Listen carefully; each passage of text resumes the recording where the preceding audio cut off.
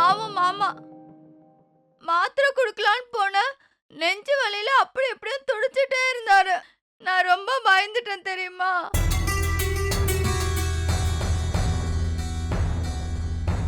நீ கவலைப்படாத மலரு. மாமாக்கு ஒன்னும் ஆகாது. இதை விட பெரிய கண்டத்தெல்லாம் தாண்டினவர் அவரு. ஒன்னும் ஆகாது அவருக்கு. அவருக்கு என்ன ஆகும்? அவருக்கு ஒன்னும் ஆகாது. இந்த வீட்ல இருந்தா எனக்கு தான் ஏதாவது ஆயிடும். நெஞ்சு வலி வரதுக்கு வேற நேரம் காலமே இல்லையா? கரெக்டா நாங்க வெளியில கிளம்புறோம், நெஞ்சு வலி வருது. அன்னைக்கும் அப்படிதான் குடும்பத்தோட நாங்க சந்தோஷமா கல்யாணத்துக்கு கிளம்பினோம். ரேவதிக்கு பொறுக்கல, கீழே விழுந்துட்டேன்னு ஒரு டிராமா போட்டு வந்து இறங்கினா. இன்னைக்கு இவருக்கு நெஞ்சு வலி. எனக்கு வர ஆத்திரத்துக்கு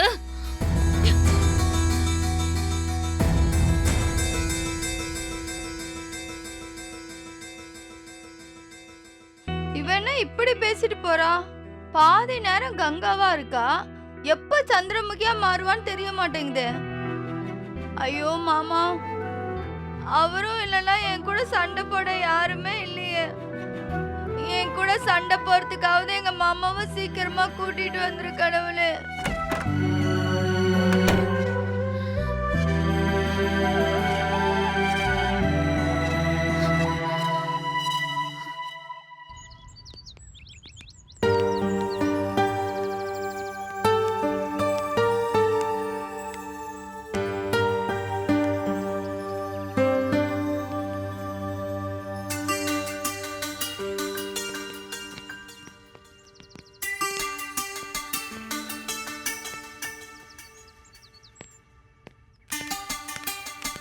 என்ன சக்தி, இங்கே நின்னுட்ட?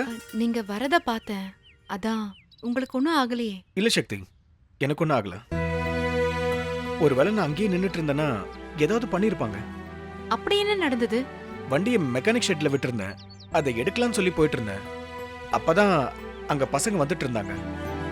பார்ல இருந்து வந்திருக்காங்க போல. ஸ்மெல்லு ரொம்ப அதிகமா இருந்தது. அவங்க கிட்ட போலீஸ்லாம் இருக்காங்க, பைக்ல போகாதீங்க, ஏதாவது ஆட்டோ பிடிச்சிட்டு போங்க அப்படின்னு சொன்னேன்.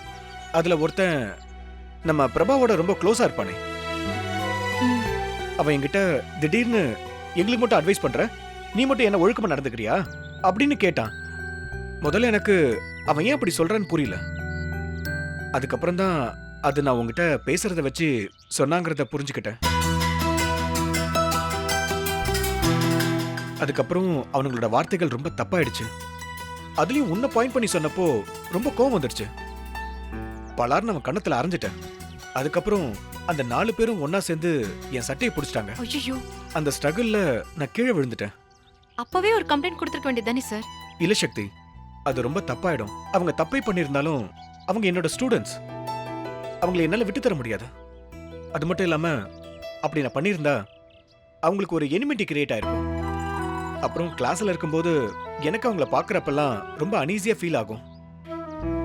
அவங்களுக்கு நான் நடத்துற லெசன்ஸ்ல கொஞ்சம் கூட கான்சென்ட்ரேஷன் இருக்காது. இப்ப கூட நான் வரும்போது என் எதிரதான் வந்தாங்க. ரொம்ப கில்ட்டியா ஃபீல் பண்றாங்க போல இருக்கு. தலையை குனிஞ்சுக்கிட்டே அப்படியே போயிட்டாங்க. எனக்கு என்னவோ இதெல்லாம் அவங்களா பண்ணாங்களா இல்ல பிரபா சொல்லி பண்ணாங்களான்னு கொஞ்சம் டவுட்டா இருக்கு. அவன்கிட்ட நேத்தே இதை பத்தி கேட்டேன், தெரியாதுன்னு தான் சொன்னான். இது அவன் சம்பந்தப்பட்ட விஷயம் தானே, எப்படி தெரியாம இருக்கும்? பிரபா, ஒரு நிமிஷம்.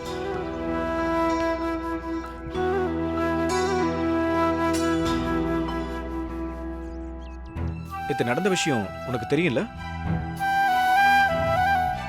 பசங்க சொன்னாங்க சார். பிரபா, இதுல உன்னோட பார்ட் என்ன?